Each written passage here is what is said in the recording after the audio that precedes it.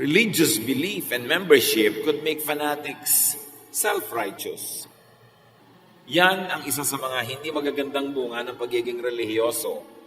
Kung naging ang pagtingin mo na lang sa sarili mo, sa iyong pananaw, sa iyong pananiniwalaan, ay yun na lang ang tama.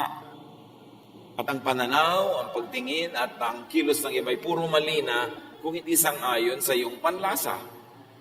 Self-righteousness is one of the evil byproducts of religiosity.